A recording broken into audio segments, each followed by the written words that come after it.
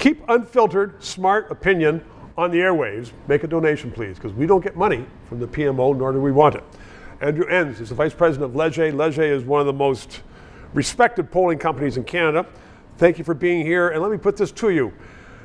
It looks now like, barring a calamity, that Trump will be the President of the United States. Anything can happen, but it looks like he's going to be the President. And some are saying Trudeau is going to love this because he's going to say, Trump, anti-abortion, Poilievre, anti-abortion, look what's going to happen in Canada, which is going to try to revive his fortunes. How can you help us with that? How can you read that?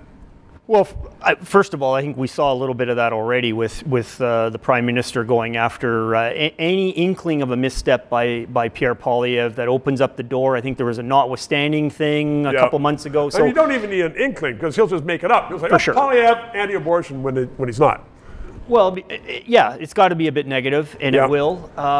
Trump definitely is going to enter the campaign, you know, in our country. Right. I mean, I think there'll be people looking back at the relationship that Trudeau had with him initially. Wasn't great. Right. So how does that play? I think for sure there'll be this notion of we need a strong, you know, centrist, progressive, maybe bulwark against Trump in Canada. That'll be Trudeau's card. But I think how can he play that card to the Canadian electorate when at the same time he's going to have to work with Trump to try to make sure that we don't get shafted? And I had this debate with you know, Dan Arnold, the Liberal pollster, on this a little bit, saying, you know, it's a fine line you walk if you start attacking the guy, if you start attacking your opponent because he's too much like a guy down south of the border and somehow there's guilt by association. Because that guy, to your point that you made right at the intro, that guy's looking more and more like he's going to be the winner. So I think for Trudeau, you have to be much more cautious about how you go after Poilievre, saying, hey, you know, you're a Trump acolyte. Well, Trump, what do you mean by that? Like, is that he'll throw it out there. You know that. He'll just sort of throw whatever he can and see what sticks against the wall. Yeah, it's...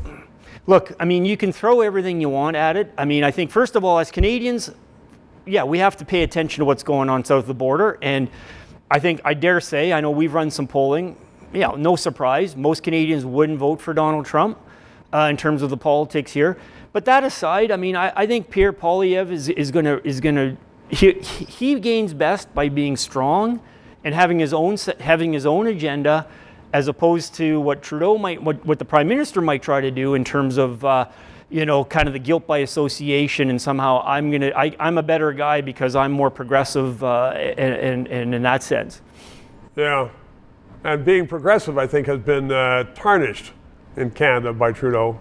Well, I think it's taking a hit almost everywhere in the country, quite frankly, because affordability is trumping most of that now. Good point of view. Trumping. Andrew, thanks very much. 3 minutes. This show provides independent analysis of the issues. We are not paid by the government. And as I am finding, so much business in Canada relies upon various governments that they don't want to sponsor or advertise on a show which may become controversial, which talks about liberty, freedoms, sometimes criticizes government. I've had guests on that support the government. But people are saying, you know what? We don't want to bite the hand that feeds us, i.e. government, which is why I hope you'll subscribe and contribute to keep this show on the air.